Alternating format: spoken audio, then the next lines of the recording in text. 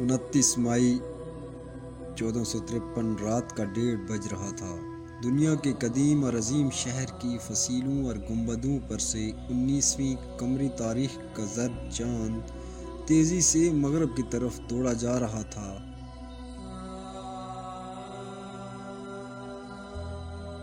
جیسے اسے کسی شدید خطرے کا اندیشہ ہو۔ اس زوال آمادہ چاند کی روشنی میں دیکھنے والے دیکھ سکتے تھے کہ شہر کی فصیلوں کے باہر فوجیں جمع ہو رہی ہیں۔ ان کے دل میں احساس ہے کہ وہ تاریخ کے فیصلہ کن موڑ پر کھڑے ہیں۔ یہ شہر قسطنطنیہ ہے اور فصیلوں کے باہر عثمانی فوج آخری حلہ بولنے کی تیاری کر رہی ہے۔ عثمانی توپوں کو شہر پر گولہ باری کرتے ہوئے 47 دن گزر چکے ہیں۔ فوج کے کمانڈروں نے مخصوص حکمت عملی کے تحت 3 مقامات پر گولہ باری مرکوز رکھ کر فصیل کو زبردست نقصان پہنچایا ہے۔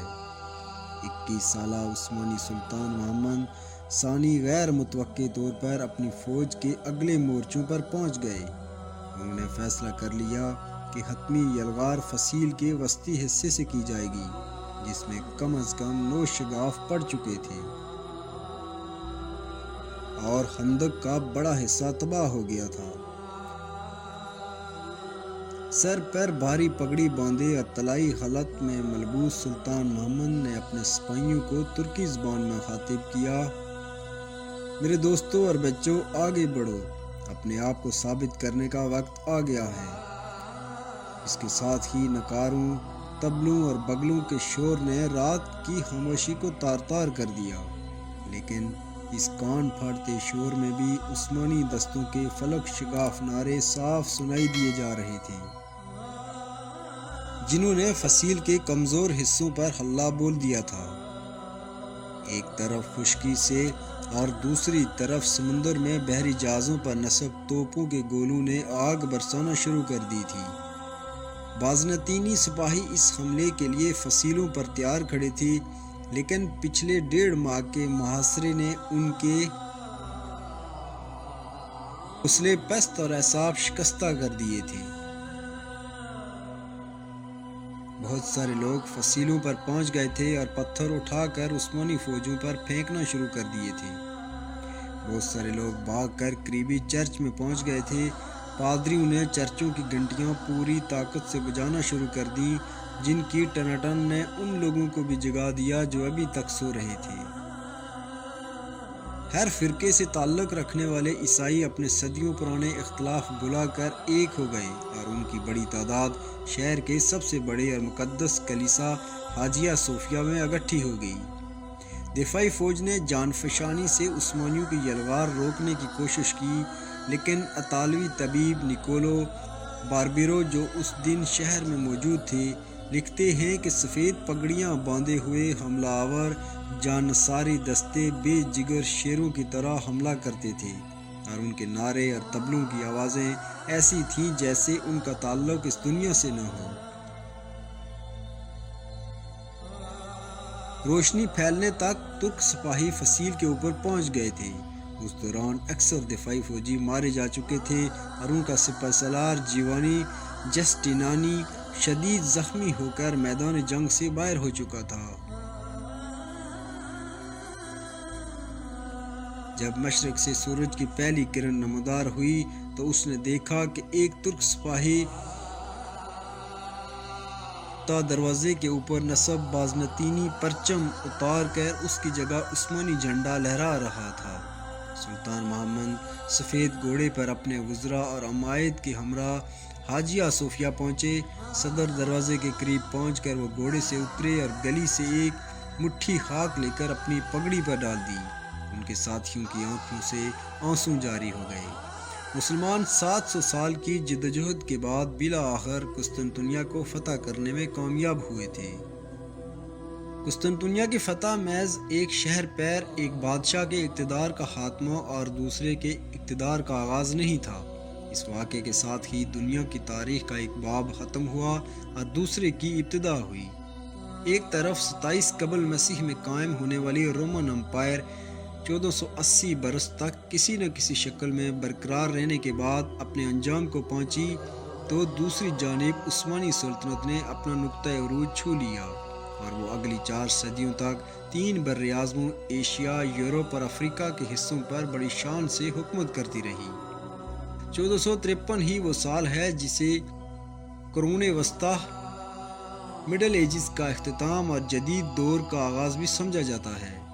یہی نہیں بلکہ فتح قسطنطنیہ کو فوجی تاریخ کا سنگ میل بھی قرار دیا جاتا ہے، کیونکہ اس کے بعد ثابت ہو گیا کہ اب بارود کے استعمال اور بڑی توپوں کی گولہ باری کے بعد فصیلیں کسی شہر کی تحفظ کے لیے ناکافی ہیں۔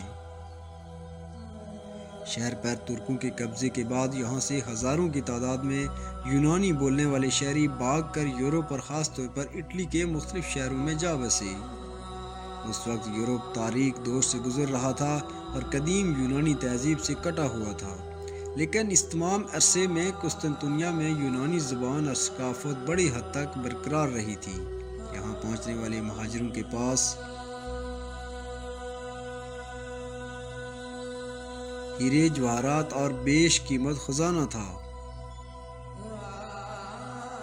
تاہم نوجوان سلطان محمد کو، جسے آج دنیا سلطان محمد فاتح کے نام سے جانتی ہے، 29 مئی کی صبح جو شہر نظر آیا، یہ وہ شہر نہیں تھا جس کی شان و شوکت کے افسانے اس نے بچپن سے سن رکھے تھے۔ طویل انحطاط کے بعد بازنطینی سلطنت آخری سانسیں لے رہی تھی اور قسطنطنیہ جو صدیوں تک دنیا کا سب سے بڑا اور سب سے مالدار شہر رہا تھا، اب اس کی آبادی سکڑ کر چند ہزار رہ گئی تھی اور شہر کے کئی حصے ویرانی کے سبب ایک دوسرے سے کٹ ہو کر الگ الگ دیہات میں تبدیل ہو گئے تھے۔ قسطنطنیہ کا قدیم نام بازنطین تھا، لیکن جب 330 عیسوی میں رومن شہنشاہ کانسٹینٹائن اول نے اپنا دارالحکومت روم سے یہاں منتقل کیا تو شہر کا نام اپنے نام کی مناسبت سے بدل دیا، جو عربوں کے ہاں 5 قسطنطنیہ بن گیا۔ مغرب میں رومن امپائر کے خاتمے کے بعد یہ سلطنت قسطنطنیہ میں برقرار رہی اور 4 تا 13ویں صدی تک اس شہر نے ترقی کی وہ منازل طے کی کہ اس دوران دنیا کا کوئی اور شہر اس کی برابری کا دعویٰ نہیں کر سکتا تھا۔ یہی وجہ ہے کہ مسلمان شروع ہی سے اس شہر کو فتح کرنے کے خواب دیکھتے آئے تھے۔ چنانچہ اس مقصد کے حصول کی خاطر چند ابتدائی کوششوں کی ناکامی کے بعد 674 میں ایک زبردست بحری بیڑا تیار کر کے قسطنطنیہ کی سمت روانہ کیا۔ اس بیڑے نے شہر کے باہر ڈیرے ڈال دیے اور اگلے 4 سال تک متواتر فصیلیں عبور کرنے کی کوشش کرتا رہا۔ آخر 678 میں بازنطینی بحری جہاز شہر سے باہر نکلے اور انہوں نے حملہ آور عربوں پر حملہ کر دیا۔ اس بار ان کے پاس ایک زبردست ہتھیار تھا جسے آتش یونانی یا گریگ فائر کہا جاتا ہے۔ اس کا ٹھیک فارمولا آج تک معلوم نہیں ہو سکا، تاہم یہ ایک ایسا آتشگیر مادہ تھا جسے تیروں کی مدد سے پھینکا جاتا تھا اور یہ کشتیوں اور جہازوں سے چپک جاتا تھا۔ مزید یہ کہ پانی ڈالنے سے اس کی آگ مزید بڑھ جاتی تھی۔ عرب اس آفت کے مقابلے کے لیے تیار نہیں تھے، چنانچہ دیکھتے ہی دیکھتے تمام بحری بیڑا آتش زار کا منظر پیش کرنے لگا۔ سپاہیوں نے پانی میں کود کر جان بچانے کی کوشش کی، لیکن یہاں بھی پناہ نہیں ملی، کیونکہ آتش یونانی پانی کی سطح پر گر کر بھی جلتی رہتی تھی اور ایسا لگتا تھا جیسے پورے بحر مرمرا نے آگ پکڑ لی ہے۔ عربوں کے پاس پسپائی کے علاوہ کوئی چارہ نہ رہا۔ واپسی میں ایک ہولناک سمندری طوفان نے رہی سہی کسر پوری کر دی اور سینکڑوں کشتیوں میں سے ایک آدھی بچ کر لوٹنے میں کامیاب ہو سکی۔ اسی محاصرے کے دوران مشہور صحابی ابو ایوب انصاری نے بھی اپنی جان آفرین کے سپرد کر دی۔ ان کا مقبرہ آج بھی شہر کی فصیل کے باہر ہے۔ سلطان محمد فاتح نے یہاں ایک مسجد بنا دی تھی جسے ترک مقدس مقام مانتے ہیں۔ اس کے بعد 717 میں بنو امیہ کے امیر سلیمان بن عبد المالک نے زیادہ بہتر تیاری کے ساتھ ایک بار پھر قسطنطنیہ کا محاصرہ کیا، لیکن اس کا بھی انجام اچھا نہیں ہوا اور 2000 کے قریب جنگی کشتیوں میں سے صرف 5 بچ کر واپس آنے میں کامیاب ہو سکی۔ شاید یہی وجہ تھی کہ اس کے بعد 6 صدیوں تک مسلمانوں نے دوبارہ قسطنطنیہ کا رخ نہیں کیا، حتیٰ کہ سلطان محمد فاتح نے بالآخر شہر پر اپنا جھنڈا لہرا کر سارے پرانے بدلے چکا دیے۔ شہر پر قبضہ جمانے کے بعد سلطان نے اپنا دارالحکومت قسطنطنیہ منتقل کر دیا اور خود اپنے لیے کیسر روم کا لقب منتخب کیا۔ آنے والے اشروں میں اس شہر نے وہ عروج دیکھا جس نے ایک بار پھر ماضی کی عظمت کی یادیں تازہ کر دیں۔ شاید یہی وجہ تھی کہ اس کے بعد 6 صدیوں تک مسلمانوں نے دوبارہ قسطنطنیہ کا رخ نہیں کیا، حتیٰ کہ سلطان محمد فاتح نے بالآخر شہر پر اپنا جھنڈا لہرا کر سارے پرانے بدلے چکا دیے۔